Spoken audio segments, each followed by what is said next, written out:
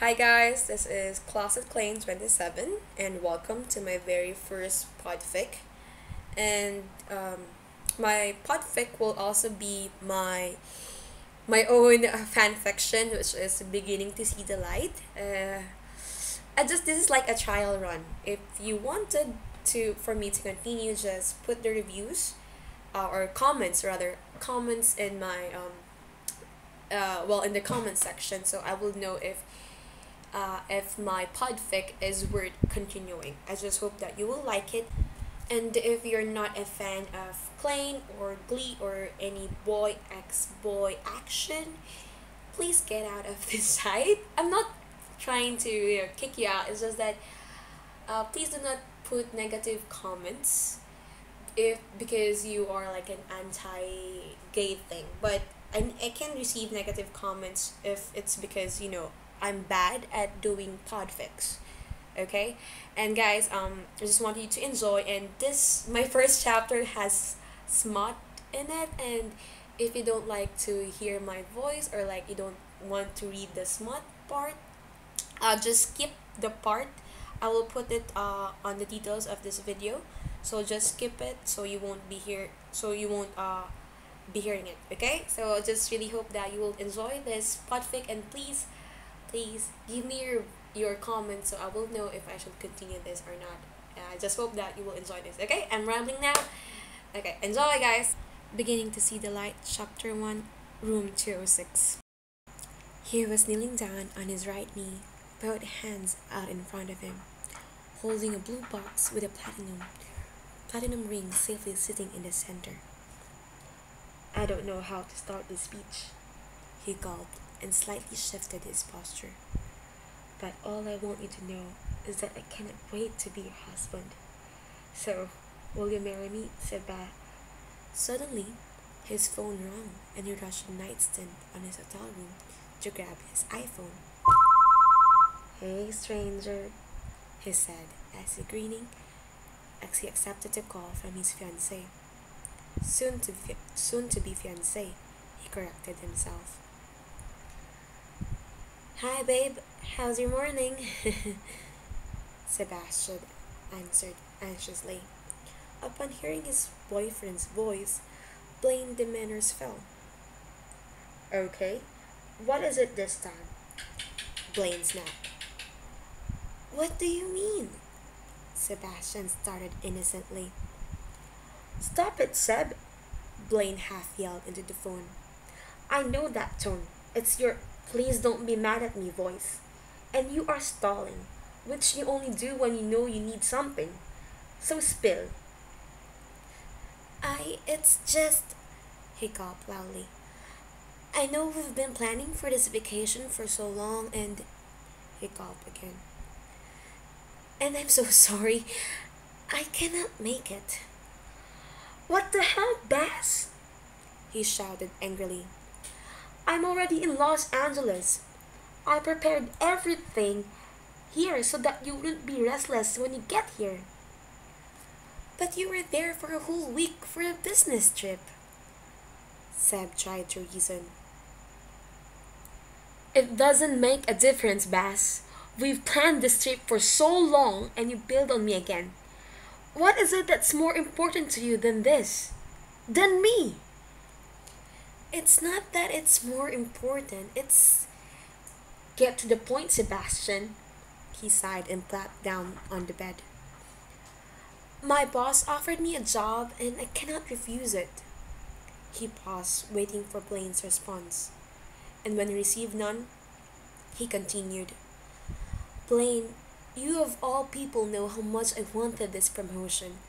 How hard I worked for it. This is my dream and I'm just one step away from fulfilling it. I know that and I get it. So accept it, he said as he pinched the bridge of his nose. I don't know what the big deal is. Sebastian laughed humorously. um, mm, there was a downside when I accepted the job offer. Blaine didn't miss how Sebastian used the word when and not if. I'll be transferred to Australia, Sebastian whispered.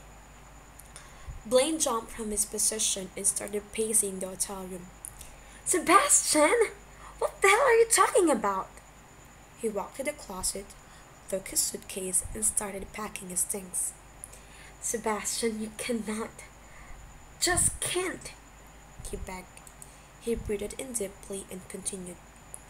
Seb, I'll be there in a few hours, so we can talk about this like all normal couples do, okay? I'll just call Sam to book my flight.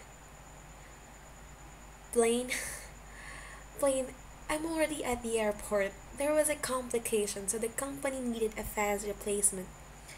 It's a once in a lifetime opportunity, and I agreed immediately. So I'll be flying to Australia right now, he explained. Blaine dropped all his things and slid to the floor, his back pressed to the side of the bed.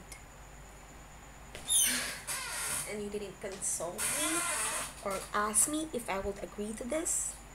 You don't control me, Blaine! Sebastian sighed, frustrated. I just. I'm sorry, okay? Please, please try to understand me, he pleaded. I'm trying, Seb, but.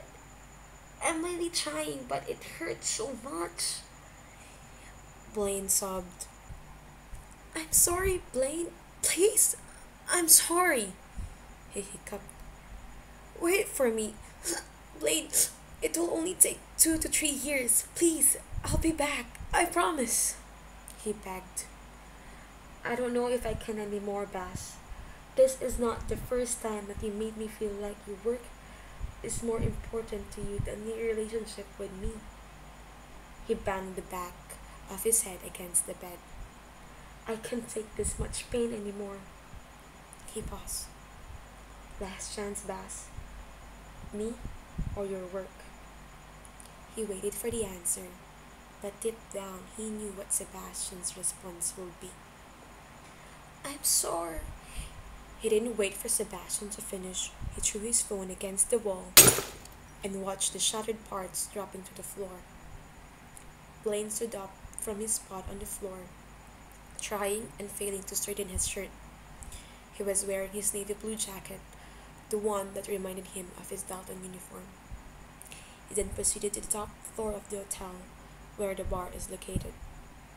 He was so out of it that he didn't even notice the people's glares and complaints when he bumped into them. He just continued to walk until he found an empty seat and sat down on a bar stool. He ordered and drank himself into oblivion, trying to make the pain go away. Thank you for coming here with me. Kurt snuggled into his boyfriend's side in the back seat of an LA taxi cab. I promise that this will be the best weekend of your life. He tried to whisper seductively, but let out a loud cough. His boyfriend chuckled mockingly. Disgusting! I have spit in my ear.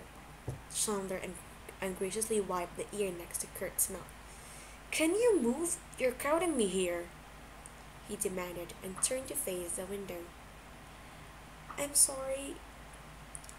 Kurt bowed his head, making his black rimmed glasses slide down toward the tip of his nose, and he gripped the handkerchief he placed on top of his knees, unwilling to shed another tear due to his boyfriend's attitude. Fortunately, the cab driver saved them from awkward silence by announcing the arrival at the hotel. Chandler opened the passenger door and let himself out while he waited for Kurt to finish paying the driver. They took their bags and the bellboy helped and guided them to the main lobby. Kurt went straight up to the receptionist to check into their suite. He turned his head towards his boyfriend while he waited for the receptionist to finish, and saw his boyfriend openly flirting with a blonde, hunky man. He self-consciously looked at himself and sighed. He was used to his boyfriend's flirty personality, but he couldn't help but to feel undesirable and unwanted. His thoughts were disrupted by the receptionist calling his name. Mr. Hamill? Mr. Hamill, this is your key and the spare key you requested. She handed him 2 card keys. Welcome to Millennium Biltmore.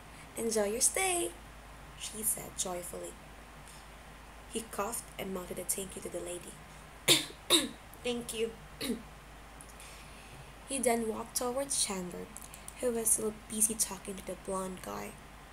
He heard them laughing and he coughed loudly, announcing his presence.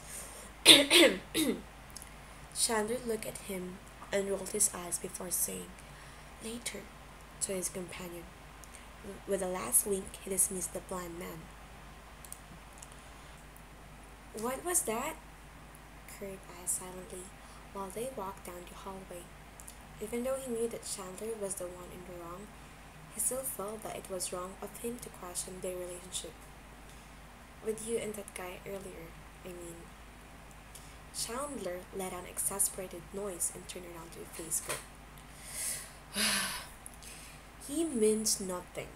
They all mean nothing. Only you, okay?" He gripped both of his boyfriend's shoulder and placed it back on his lip. "Why don't you go to our room first and take your medicine, okay? I can feel that you're burning up. You don't want to ruin this trip for me, right?" Kurt eagerly shook his head. No, of course I don't want that."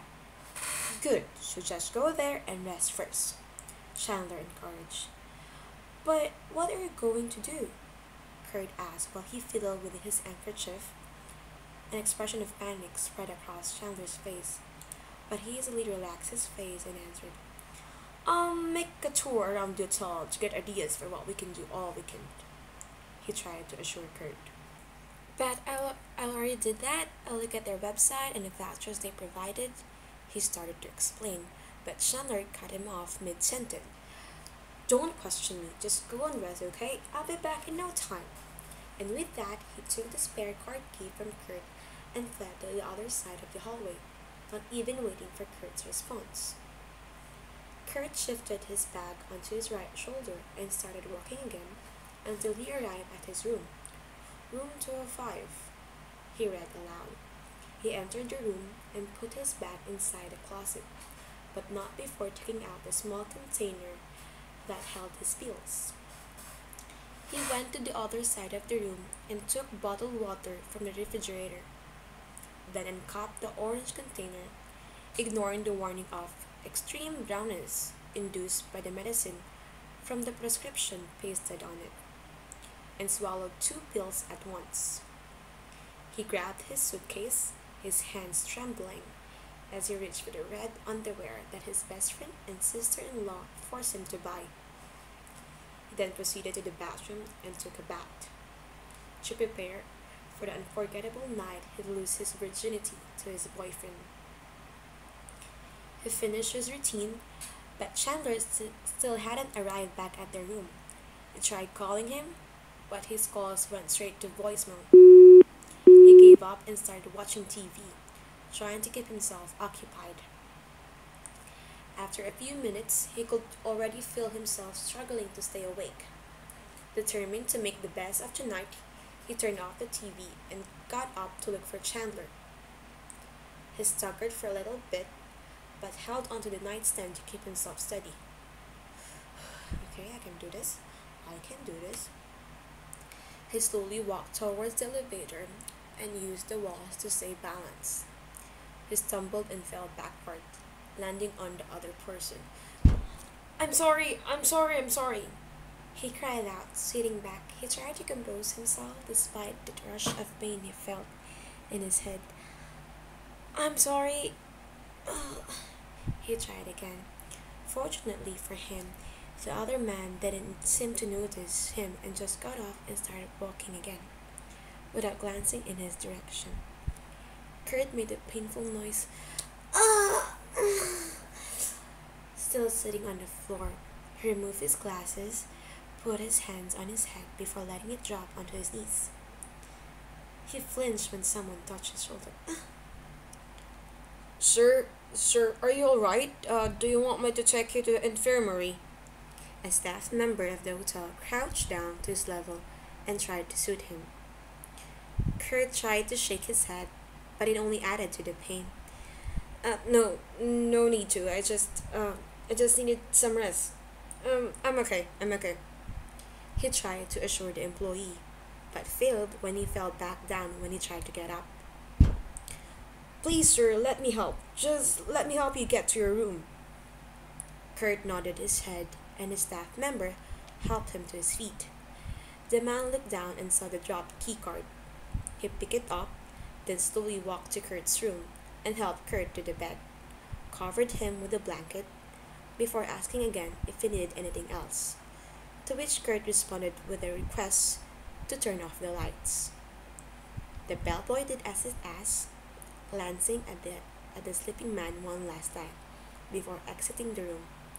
He caught a glimpse of the room's door that read 206 and then proceeded to go back to the lobby to finish his shift. Blaine didn't know how many hours he wasted just drinking. He didn't even feel that he had slept on the bar until one of the bartenders that he occasionally talked to for the past week, when he wanted to unload during his business trip, woke him up. He tried getting up from his spot but fell back. Blaine saw the bartender motioning for one of the personnel to help him. The man helped him get up and put one of Blaine's arm around his shoulders. "Sir, may I have your key card?" the man asked Blaine. Blaine tried to steady himself and, using his other arm, patted all his pockets. When he couldn't find his card, he shrugged dismissively. "Room 206, the barista supplied.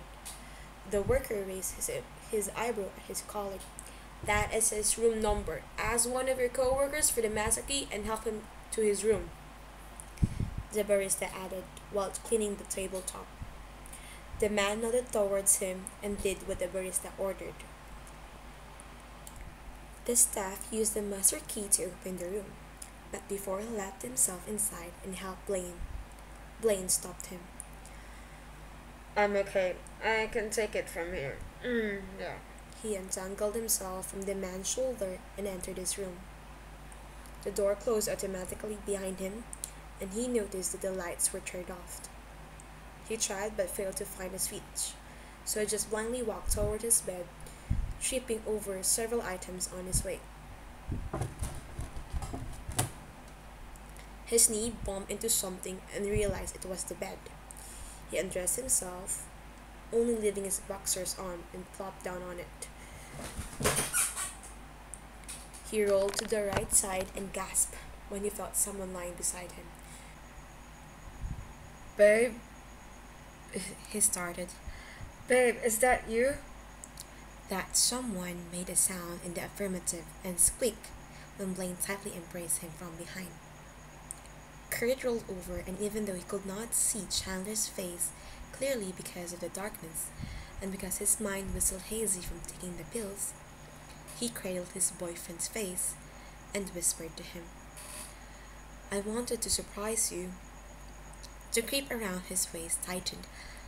"I wanted to take the next step in our relationship with you, and even though I'm still 27 and still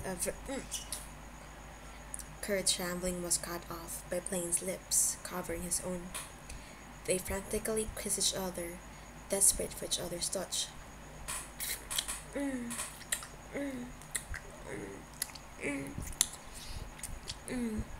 Kurt's hand tightened in Blaine's hair, and Blaine's hand slipped under Kurt's shirt.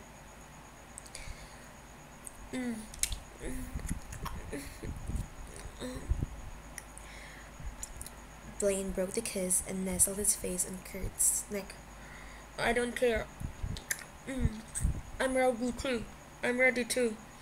I love you so much," he said while lapping his tongue where he could reach. "I love you. I love you. I love you, baby," he repeated like a mantra while undressing Kurt. "I love you too," Kurt responded every time Blaine said "I love you." Kurt started screaming when Blaine licked his cock through his underwear.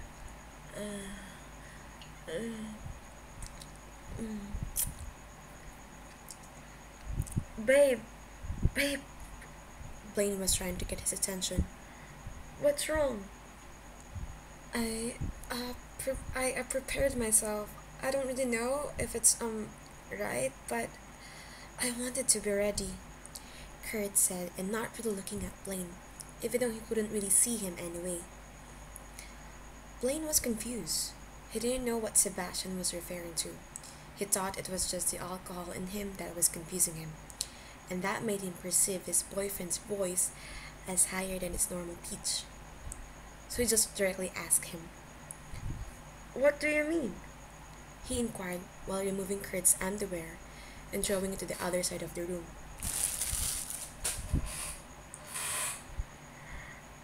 I want I want to make love. I want you to make love to me, Kurt said, his voice shaking.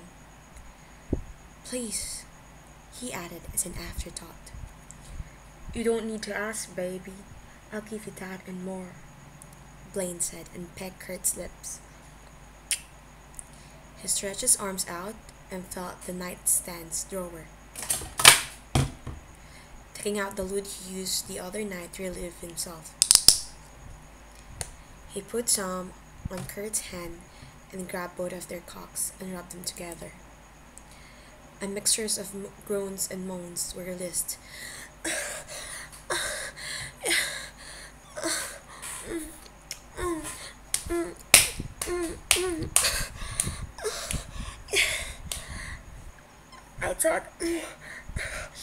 I thought I lost you, Blaine sobbed as he kissed Kurt's navel. No, never. I love you. I love you so much. Kurt responded breathlessly. Blaine then placed himself in front of Kurt and hitched both of his legs onto his shoulders. He slowly entered Kurt and started to thrust him in and out. More. Please, more. Kurt shouted and Blaine obliged. Blaine pushed more and more and was surprised when his chest was pressed to Kurt's, with only Kurt's bare legs keeping them slightly apart. Sebastian wasn't this flexible before. Blaine's thoughts were disrupted when Kurt released the most delicious moan as he came across their stomachs.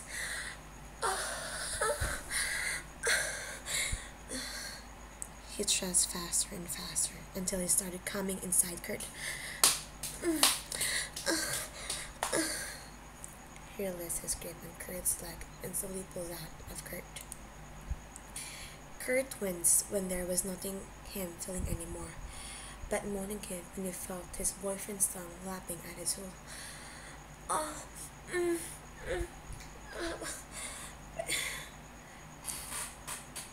Blaine grinned and brought his lips toward his boyfriend's. I love you so much, he sighed, and stretched again to the left nightstand and grabbed the ring box. He took Kurt's hand in his hand and slipped the ring on his finger. Marry me, he whispered, and kissed Kurt passionately.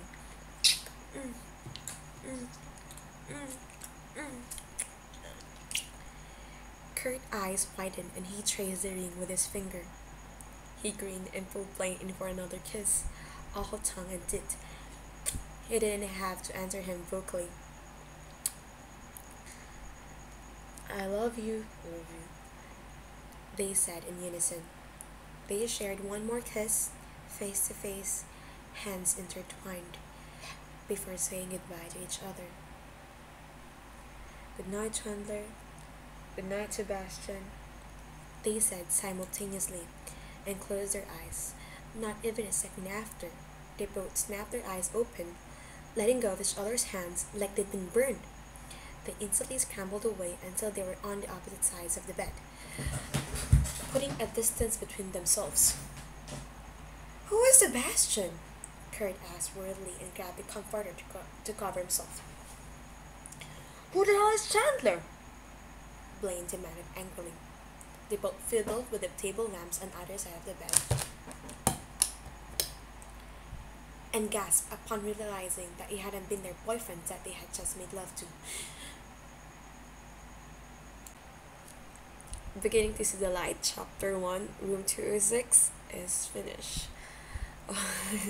Okay. I just hope that I won't get internet bash, from the sound effects that I put, especially on this one part. I'm really sorry, guys, if that was like a big mistake for me. Just tell me if I shouldn't do that on the next chapter. Well, literally, there's no sound effects. No smutty part on the next few chapters. So just tell me if I shouldn't put that kind of noise. I don't know. Yeah, just tell me if it's really weird. Okay, and I will remove that, or maybe just put another video again. Just hope that really enjoy that and hope for good reviews. I think. Okay, well, thank you guys. Bye bye. See you on the next chapter. Hopefully next week. Okay, and stay tuned on the last chapter of Beginning to See the Light and Won't Be Denied by You. Bye.